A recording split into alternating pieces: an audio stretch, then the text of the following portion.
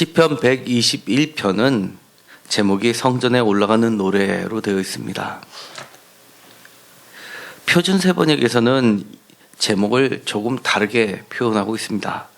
주님께서 백성을 보호하심으로 되어 있고 그 밑에 가로로 해서 성전에 올라가는 순례자의 노래로 되어 있습니다. 121편은 표준세 번역은 순례자의 노래로 번역을 하였고, 그리고 개역개정에서는 성전에 올라가는 노래로 표현하고 있는 겁니다. 히브리 성경 마소라 텍스트라고 하는 원문에는 이 성전이라는 말이나 순례자라는 말이 없고 올라가는 노래로 되어 있습니다. 그런데 이 올라가는 노래라는 이 제목을 가진 시편은 120편부터 134편까지 모두 15개의 노래가 동일하게 배열이 되어 있습니다. 제가 전에 이 시편 120편에서 134편 중에서 몇 편을 이미 설교를 한 적이 있습니다. 이것은 특별히 이스라엘의 주요 절기, 특히 초막절에 해당하는, 우리나라로 치면 추수감사절 때 특별히 순례자들이 올라가는, 예루살렘을 향해서 올라가는 그 길 가운데서 불려지던 노래라고 할 수 있습니다. 또는 이미 순례길을 마치고 목표점인 성전에 왔을 때, 성전에 도달했을 때 성전의 계단, 15개의 계단을 밟고 올라가면서 불려지는, 매 층마다 불려지는 노래라고 전해지기도 합니다. 이것을 성전에 올라가는 노래로 보든, 아니면 예루살렘으로 올라가는 노래로 보든, 아니면 순례자의 노래로 보든, 아니면 바벨론으로 포로를 잡혀갔다가 귀환하는, 그런 성전을 향해서 귀환하는 공동체의 노래로 보든, 모두 다 120편부터 134편까지의 내용을 포함하고 있다고 할 수 있습니다.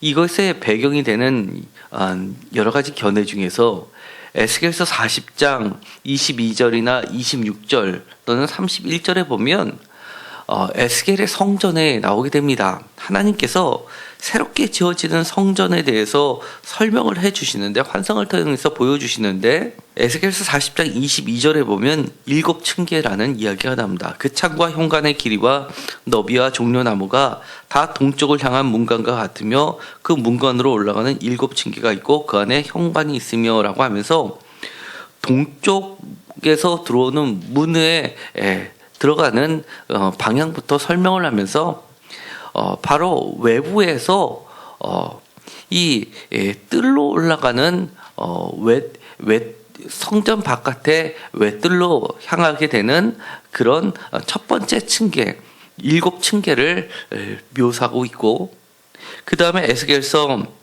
40장 31절에는 바깥뜰에서 안뜰로 하나 더 높이 올라가는 8층계에 대해서 소개하고 있습니다.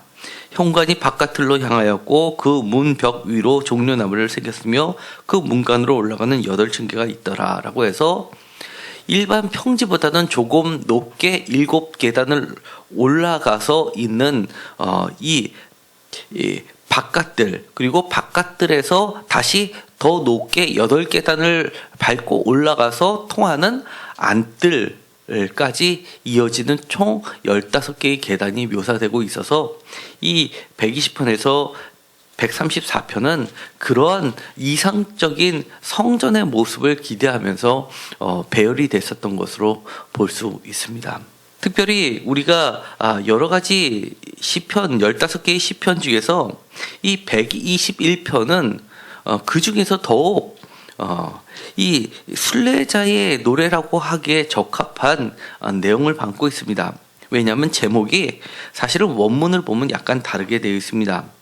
예를 들어서 120편부터 나머지 편들은 이 쉬르 하 마알로트라고 해서, 쉬르는 노래라는 뜻이고 하는 정관사이고 마알로트는 올라가는 것이라는 뜻을 가지고 있습니다. 그래서 올라가는 노래, 계단의 상승인 올라가는 노래로 되어 있는데 121편만 특별하게 하를 빼고 라라는 목적을 나타낸 전치사가 붙어 있습니다.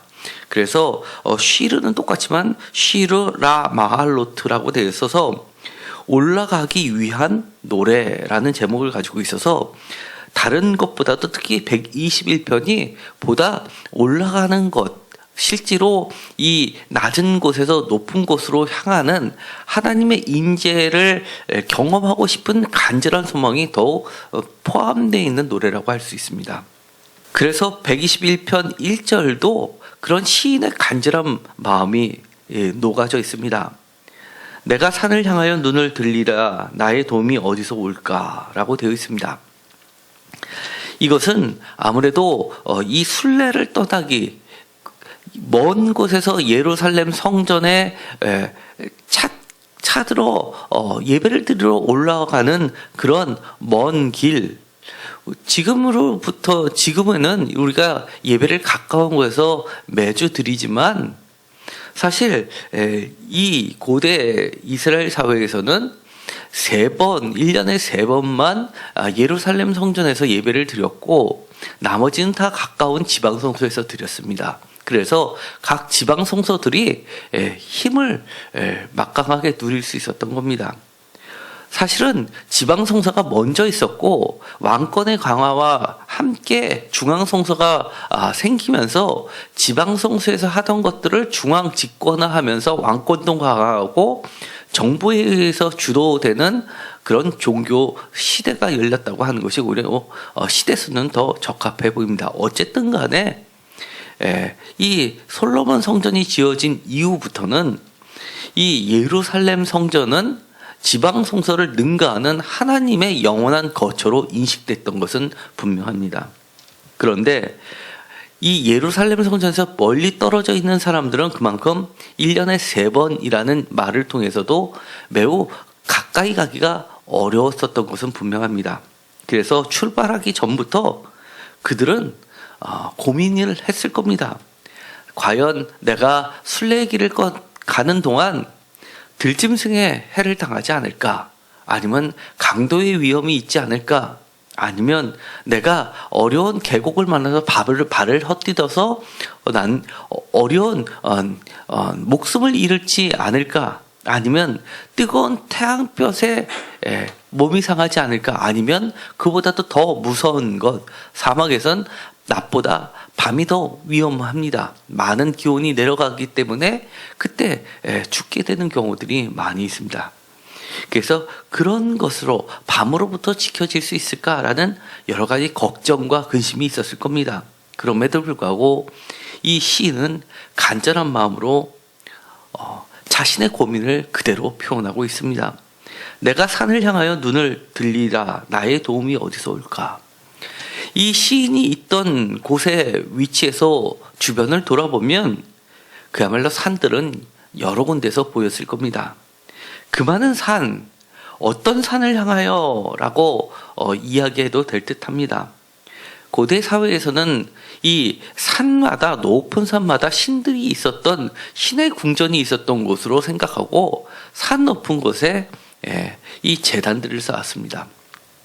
우리나라도 지리산 꼭대기에 가면 이 제단이 있는 것을 볼 수 있기 때문에 단순히 이스라엘에만 해당하는 것이 아니라 전 세계 공통적으로 높은 곳은 그만큼 신들이 살았던 곳으로 생각이 됐던 것입니다.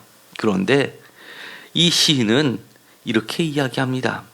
나의 도움이 어디서 올까? 라는 자신의 불안감이 엄습해 오는데도 불구하고 2절에 나의 도움은 천지를 지으신 여호와께서로다 라고 고백을 합니다.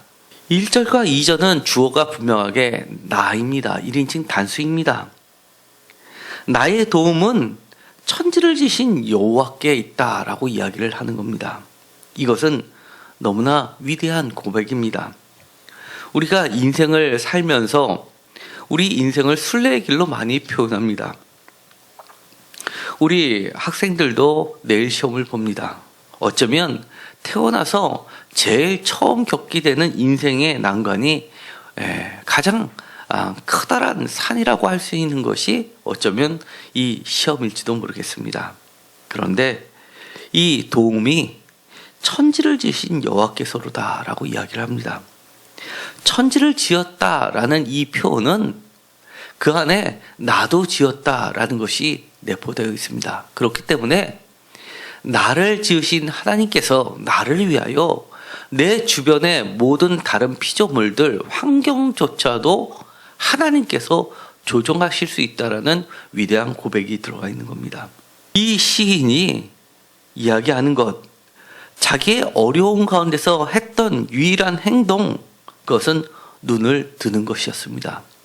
눈을 든다라는 이 표현은 시편 여러 곳에도 나오게 됩니다. 가장 가까운 곳에 있는 것이 123편에서도 눈을 든다라는 표현이 있습니다.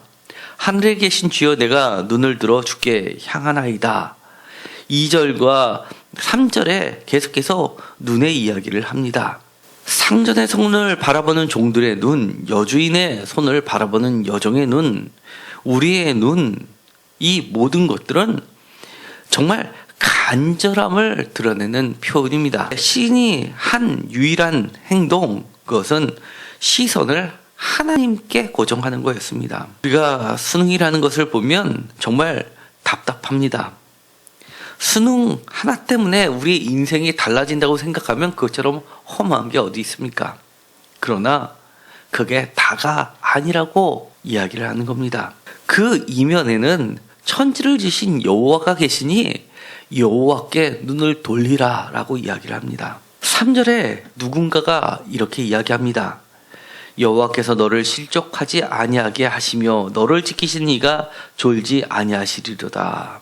여기선 2인칭 너라고 이야기하는 것을 봐서는 또 다른 사람이 있다는 것을 알게 됩니다. 예배 가운데서 보자면 아마 성전 계단에 올라왔을 때는 1절과 2절은 순례자가 부르는 찬양이었다면 3절은 그것을 인도하는 노래하는 제사장 또는 노래하는 레위인들이 답가로서 또는 인도성으로서 불렀던 찬양으로 보여집니다.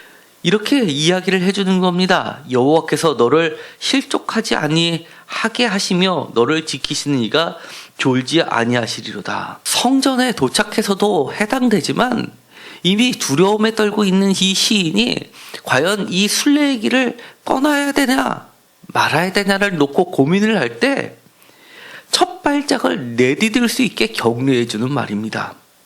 여호와께서는 너를 실족, 발을 헛디디지 않게 만드시며 너를 지키시는 이가 졸지 아니하시니 걱정하지 말고 출발해라 라고 이야기를 해주는 겁니다. 그럴 때는 아마 이 순례자 옆에 함께 동행하는 또 다른 순례자가 있었던 것으로 보이게 됩니다. 아니면 순례길을 시작할 때 같이 순례길을 진행하고 있었던 사람들이 그에게 했던 말일 수도 있고, 아니면 내 자신 다른 깊은 곳에서 내 영혼이 나에게 해주는 말일 수도 있습니다. 이처럼 너라는 2인칭은 계속해서 나옵니다. 5절에서도 너, 6절에서도 너, 7절에서도 너, 8절에서도 너라는 2인칭이 계속되는 걸 봐서는 5절부터 8절까지도 계속해서 이 동행자가 또는 제사장이 이 순례자를 격려해주고 위로해주고 더 나아가서는 축복해주는 말로 볼 수 있습니다. 이 4절은 문법적으로 매우 독특합니다. 왜냐하면 원문에는 주어가 나타나 있지 않습니다. 1인칭도 아니고 2인칭도 아니고 인칭 표시가 전혀 되어 있지 않습니다. 그래서 해석하기가 매우 어렵습니다. 4절에 보면 이렇게 되어 있습니다. 이스라엘을 지키시는 이는 졸지도 아니하시고 주무시도 아니하시리로다 라고 되어 있습니다. 그런데 혹시 영어 성경들을 가지고 계십니까? 대역에서 영어 성경 킹제임스나 아니면 NIV나 그런 영어 성경을 보면 이 4절 앞에 indeed라는 말이 들어가 있습니다. 참으로 원문에는 이 말이 힘내라는 말이 들어가 있는데 개역 개정에는 그리고 표준세 번역에서는 이 말이 빠져 있습니다. 그러나 이 말이 들어가야지 보다 정확한 해석이 될 듯합니다. 이스라엘을 지키시는 이는 졸지도 아니하시고 주무시도 아니하시리로다라는 이 표현은 3절에 대한 답변이나 마찬가지입니다. 3절에 이렇게 되어 있기 때문입니다. 여호와께서는 너를 실족하지 아니하게 하시며 너를 지키시는 이가 졸지 아니하시리라라는 이 표현이 4절에 졸지 아니한다, 지키는 자 이 두 가지 표현이 반복되고 있기 때문입니다. 이스라엘을 지키시는 이는 바로 너를 지키시는 이, 그리고 졸지 아니하시는 이는 주무시지 아니하시는 이로 나와 있습니다. 제가 3절은 함께 동행하는 또 다른 순례자 또는 자기 자신 또는 내 내면에서 울려 퍼지는 하나님의 각성일 수도 있습니다. 아니면 동행자 또는 제사장일 수도 있습니다. 그런데 이 3절의 힌트를 듣고 여호와께서 너를 실족하지 아니하시며 너를 지켜주시고 졸지 아니하시다라는 말을 듣자, 아 그래 정말 그랬지, 참으로 그랬지 라는 이 인디드라는 말이 중요하다는 겁니다. 드디어 순례의 길을 오르려고 한 이 시인이 깨닫게 되는 겁니다. 그래서 저는 4절을 다시 순례자의 자각으로서 보는 겁니다. 그래 맞아 내가 잊고 있었지, 고민할 게 아니야, 맞아 정말로 이스라엘을 지키시는 이는 졸지도 아니하시고 주무시지도 아니하셨지라고 하면서 그 이스라엘을 지키셨던 과거 출애굽부터 그리고 광야에서 인도하셨던 그 하나님이 앞으로 이 순례의 길을 행할 때 나를 지켜주시는 분이라는 것을 깨닫게 되고 용기를 얻게 되는 겁니다. 4절에 의해서 놀라운 변화를 경험하는 겁니다. 우리가 신앙생활을 할 때 많은 것을 지식적으로 우리 어린 자녀들은 들어왔을 겁니다. 천지를 지으신 하나님을 모태 신앙생활을 했던 친구들 중에서 들어보지 않은 친구들이 어디 있겠습니까? 그런데 신앙은 지식이 아니라 경험입니다. 정말 천지를 지으셨던 하나님을 내 삶 속에서 정말 천지를 지으시는 하나님을 경험하는 것이 신앙입니다. 이 가르침이 그래서 매우 중요하다는 겁니다. 새로운 경험은 우리의 가르침, 배움에서부터 출발되기 때문입니다. 그래서 부모님들이, 선생님들이, 사역자들이, 목회자들이 끊임없이 어린 학생인들에도 불구하고 하나님의 일들을 끊임없이 이야기해주는 이유가 이것입니다. 그래 맞아, 성경에서 들어왔던 그 하나님을 내가 이번 기회에 확실하게 믿자. 내가 지금 답답하고 앞이 안 보이는데 그래 맞아, 그 이스라엘을 지키셨던 하나님이 바로 나를 지키시는 하나님이야.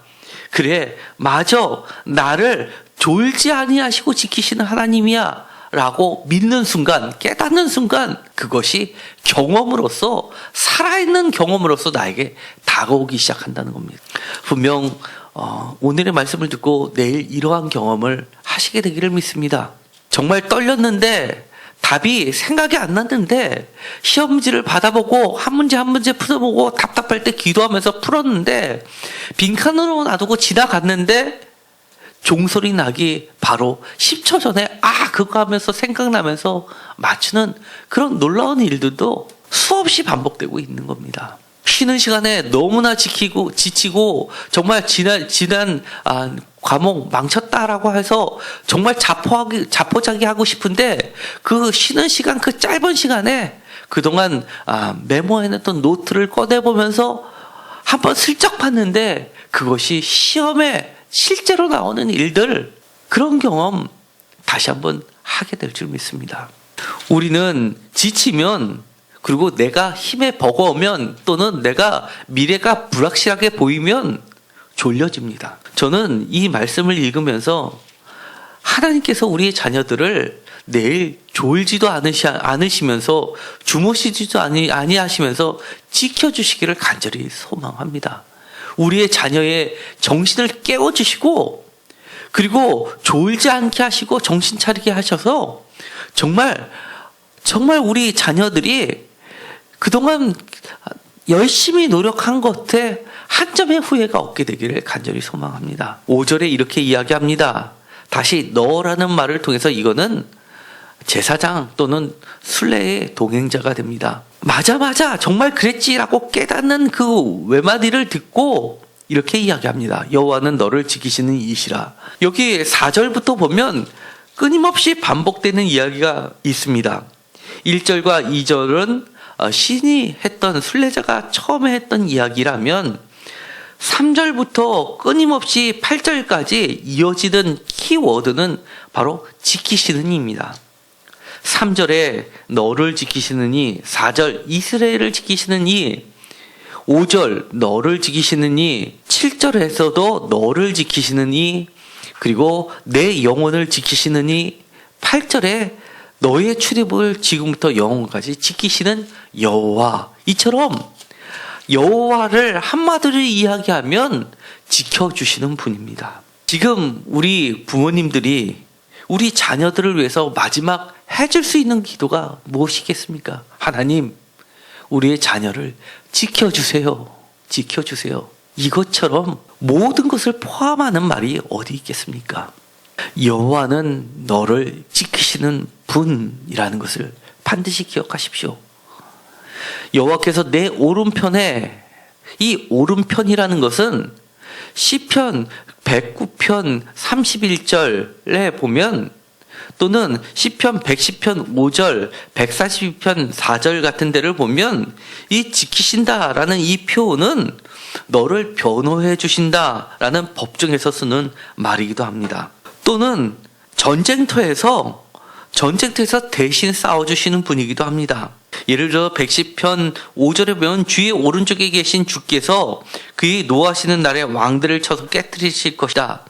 6절 문 나라를 심판하여 시체로 가득하게 하시고 여러 나라의 머리를 쳐서 깨뜨리시며 라고 하면서 7절에 길가의 시냇물을 마심으로 그의 머리를 드시리로다. 나를 대신해서 전쟁터에서 적들을 물리치시고 싸워주시던 분으로 등장하는 분이 오른편에 계시는 겁니다. 하나님께서 이 전쟁 같은 이 시험 속에서 우리의 자녀를 대신해서 싸워주시고 문제를 풀어주시고 그리고 정복해 주시기를 간절히 소망합니다. 때로는 변호해 주시는 분이기도 합니다. 시편 16편 8절에는 내가 여호와를 항상 내 앞에 모시며 그가 나의 오른쪽에 계심으로 내가 흔들리지 아니하리로다 라고 이야기합니다. 또는 109편 31절에 그가 궁핍한 자의 오른쪽에 서서 그의 영혼을 심판하려 하는 자들에게 구원하실 것이미로다. 이것은 재판석의 모습을 보여주고 있습니다. 변호사는 이 피고의 오른편에 서서 그를 보호해주는 재판의 모습을 상정하고 있는 겁니다. 조금 부족했어도 그동안 남들보다 조금 게을렀어도 하나님께서는 여러분들을 보호해 주신 분이기를 간절히 소망합니다. 내가 왜 이랬지 하는 생각이 드는 순간 모든 것이 무너질 수 있는데 그때 하나님께서 다시 한번 괜찮아, 마지막까지 끝까지 포기하지 말고 힘을 내봐 라고 부축해 주시고 지지해 주시는 그런 따뜻한 변호사가 되시기를 간절히 소망해 봅니다. 하나님이 어떻게 지켜주시든지 구체적으로 표현하고 있습니다. 내 그늘이 되어주신다라고 이야기합니다. 낮의 해가 너를 상하지 않게 하신다고 이야기를 합니다. 이것은 굳이 설명이 필요 없을 듯 합니다. 밤의 달도 해치 못하리라고 이야기합니다. 이 고대 사회에서 특별히 메소포타미아 지역에서는 달을 신으로 섬겼습니다. 달신을 섬겼습니다. 월신을 숭배했습니다. 지금도 공포 영화를 보면 이 보름달이 가려지면서 새카맣게 월식이 되던 그때는 무덤이 열리고 뭔가 귀신들이 나타난다는 그런 우스꽝스러운 이 드라마나 영화 같은 것이 아직까지도 존재합니다. 그처럼 어두운 때 이 모든 질병들을 지배하는 신이 바로 달신이었습니다. 어둠을 지배하는 신이었습니다. 그런데 그것에서부터도 우상으로부터도 모든 악한 것으로부터도 내 힘을 넘어서는 그 어떠한 존재에서도 하나님은 지켜주신다고 이야기하는 겁니다. 1절에 여호와께서 너를 지켜 모든 환난을 면하게 하시며 또 내 영혼을 지키시리라 라고 이야기를 해주십니다. 그리고 나서 8절에 축복을 해줍니다. 여호와께서 너의 출입을 지금부터 영원까지라는 시간의 개념과 그리고 이 공간에 출입, 들어서고 나서는 이런 장소적인 모든 것을 포함한 시공을 초월한 하나님의 지키심과 돌보심이 있다는 겁니다. 축복을 들은 이 시인은 이제 마음 놓고 하나님을 향해서 순례길을 떠날 수 있는 겁니다. 1절에 보면 이렇게 되어 있습니다. 내가 산을 향하여 눈을 들리라. 나의 도움이 어디서 올까라고 고민은 되지만 그는 눈을 들리라 라고 되어 있는 표현에서는 히브리어 원문에서는 미완료형이라는 문법적인 용어가 적용됩니다. 미완료형은 마친 것이 아니라 계속되는 진행의 의미를 담고 있습니다. 이 시인은 눈을 하나님께 향하고 한순간이라도 하나님에서 벗어나지 않기 위해서 안간힘을 쓰면서 하나님께 끊임없이 고정시키고 있다는 것을 의미합니다. 언제까지? 하나님께서 출입을 지금부터 영혼까지 지키시고 마지막에 모든 환난을 면하게 하시고 내 영혼이 지켜지는 날까지. 그래서 최종적으로 이 여호와의 성전에 다다라서 하나님의 임재를 직접 체험하는 그 순간까지 시선을 하나님께 고정시키고 떼지 않겠다는 강한 소망을 갖고 있는 겁니다. 그래서 이 121편을 믿음의 노래라고까지도 이야기합니다. 이미 살펴본 것처럼 3절부터 마지막 절까지 끊임없이 꿰뚫고 있는 한 단어, 지키시는 분, 하나님. 그 지키시는 분은 자신의 도움을 하나님께 향해서 눈을 끊임없이 고정시키는 시인에게 베풀어지고 있습니다. 지금 이 순간 순례길을 떠나야만 됩니다. 이제 발을 디디고 집 앞을 나서고 수험표를 가지고 학교로 들어가야 됩니다. 시험장에 들어가서 나올 때까지, 그리고 최종 이제 인생의 순례길을 떠나서 마지막 마치는 그 순간까지 우리의 자녀와 그리고 이곳에 있는 성도들 모두에게 하나님께서 출입을 지금부터 영원까지 지켜주실 줄을 믿고 축복드립니다. 기도하고 마치기로 하겠습니다. 하나님, 정말 우리의 도움이 어디서 올까 걱정되고 불안하고 그리고 두렵습니다. 이럴 때 우리의 시선을 하나님께 고정하게 하여 주옵소서. 우리의 출입을 지금부터 영원까지 지키시는 하나님만을 바라보며 걱정하지 말고 담대하게 편안한 마음으로 하나님의 임재를 경험하며 나가게 하여 주옵소서. 내일 시험을 치릅니다. 하나님께서 주무시지도 졸지도 마시고 지켜 보호하여 주옵소서. 우리의 자녀들을 깨워주시옵시고 평소에 준비한 모든 것을 유감없이 발휘할 수 있도록, 후회 없을 수 있도록 주님께서 지켜 주옵소서. 비록 때로는 조금 부족했어도 우리의 자녀 오른편에서 보호해 주시고 변론해 주시고 격려해 주셔서 끝까지 포기하지 않고 최선을 다하게 하여 주옵소서. 예수 그리스도의 이름으로 기도드렸습니다. 아멘.